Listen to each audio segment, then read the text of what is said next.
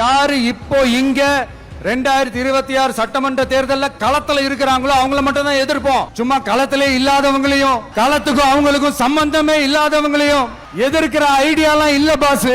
நீங்க கேட்கிறீங்கன்றதுக்காக எல்லாம் எதிர்த்துட்டு இருக்க முடியாது பாஸ். எங்களுக்கு நிறைய வேலை இருக்குது. ஐயோ பாவம், அவ்வளவுதான். இதுக்கு பேர் என்ன சொல்ல முடியும் உங்களுக்கு? நீங்களும் எனக்கு தெரியல, ஒண்ணு விஜய்க்கு சார்பா பேசுறீங்க, இல்லன்னா முதலமைச்சருக்கு சார்பா பேசுறீங்க. தமிழ்நாட்டுல என்ன நடக்குன்னு உங்களுக்கு தெரிஞ்சிட்டும் தெரியாம இருக்கீங்களாங்க எனக்கு தெரியல. இதுவரையும் எந்த தேர்தலையும் நம்ம தம்பி போட்டியிடல. இப்ப எங்க அண்ணன் ஒருத்தர் அங்க போய் சேர்ந்திருக்காரு. அவரு சேர்ந்தனால ஏதோ பெரிய அம்மா கூட இந்த மாதிரி நினைச்சுக்கிட்டு அங்க போய் என்னவோ பண்ணிட்டு இருக்காரு. அவ்வளவு. ஒரு தேர்தல்ல அரசியல் கட்சியாக இப்பதான் வந்திருக்காரு. இன்னும் ஒரு தேர்தலை கூட சந்திக்கல. யாரோட குணாதிசயத்தை எப்படி மக்கள் புரிந்து கொள்கிறார்கள் அப்படிங்கிறதுக்கு அவருக்கே இப்போது அனுபவம் தேவைப்படக்கூடிய காலம். அதனால இதுல அவரோட பேச்சை பத்தி நாங்க என்ன சொல்றது? ஒரு தேர்தல் முடியட்டும், அதுக்கப்புறம் சொல்றோம். யாரும் சொல்றான்னு தெரியல, அவரை சொல்றாரு என்னமோ. களத்துல யாருல அவர் தான் இல்ல.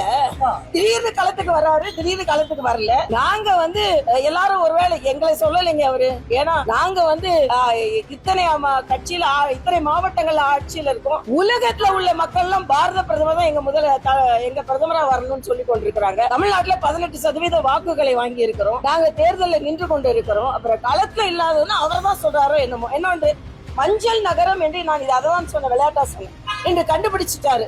அது கருப்பு பெரியார் மஞ்சள் நகரம்னு. அந்த மஞ்சளுக்கு தனி வாரியம் போர்டு அமைச்சிருக்கிறாங்க.